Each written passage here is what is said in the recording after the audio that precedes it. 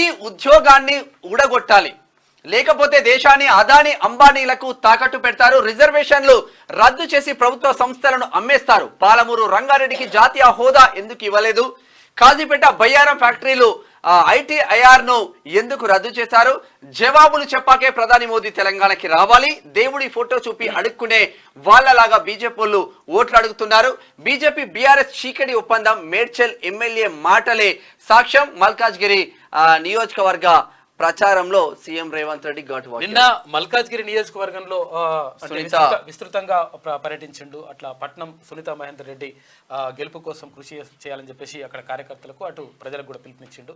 నిజంగా అంటే మల్కాజ్గిరిలో అంటే ఇక్కడ ఎవరు మల్లారెడ్డి కదా, మల్లారెడ్డి చేసినటువంటి వ్యాఖ్యలు 100% నువ్వే గెలుతావే రాజేంద్ర అన్న అని చెప్పేసి ఆయన దగ్గర పోవడం ఇదంతా కూడా జరుగుతూ ఉంది.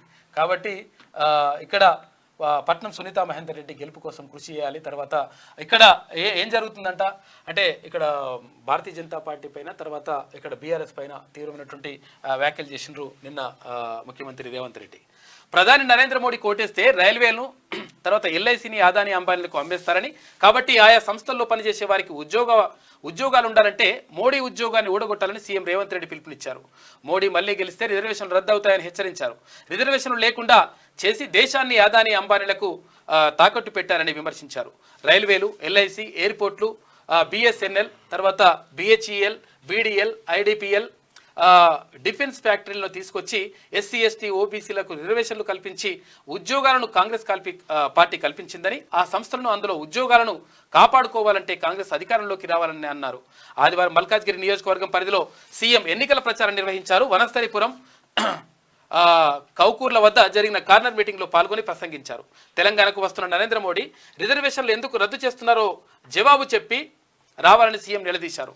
పాలమూరు రంగారెడ్డి ఎత్తిపోతల పథకానికి జాతీయ హోదా ఎందుకు ఇవ్వలేదో, కాజీపేట కోచ్ ఫ్యాక్టరీ, బయ్యారం ముఖ్య ఫ్యాక్టరీ,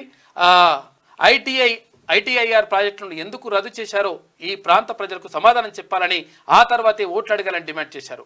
తల్లిని చంపి బిడ్డను బతికించాలంటూ తెలంగాణ ఏర్పాటును తప్పుబట్టిన మోడీ ఏ విధంగా ఓట్లు అడుగుతారని రేవంత్ రెడ్డి ప్రశ్నించిండు అంటే ఒక వార్త కనిపిస్తా ఉంది. మొత్తం మీద ఇక్కడ నిన్న మల్కాజ్గిరి నియోజకవర్గం అంటే మల్కాజ్గిరి పార్లమెంట్ లోక్సభ నియోజకవర్గంలో విస్తృతంగా పర్యటించిన నిన్న ముఖ్యమంత్రి. భూ యజమానితో పాటు కౌలు రైతుకు భరోసా, ఎవరికి ఇవ్వాల్సింది వారికే వేర్వేరుగా ఇస్తాం, గ్రామ సభల ద్వారా కౌలు రైతులను గుర్తిస్తాం, 5 ఎకరాలకు పైగా భూమి 4 లక్షల కుటుంబాలకి, 92% మంది రైతులు 3 ఎకరాల లోపు వారే, ప్రభుత్వాన్ని కూల్చేందుకు కుట్రలు చేసే వారిని 50 లక్షల మంది యువత చూసుకుంటారు, క్లీన్ ఇమేజ్ ఉన్న వారినే పార్టీలో చేర్చుకుంటున్నాం, రిజర్వేషన్లు ఎత్తివేయడమే బీజేపీ కోర్ ఎజెండా, ఎడ్యుకేషన్ పాలసీపై కమిషన్ వేస్తాం, రేవంత్ రెడ్డి చేస్తున్న వ్యాఖ్యలు. ఇది ఇట్లా ఉంటే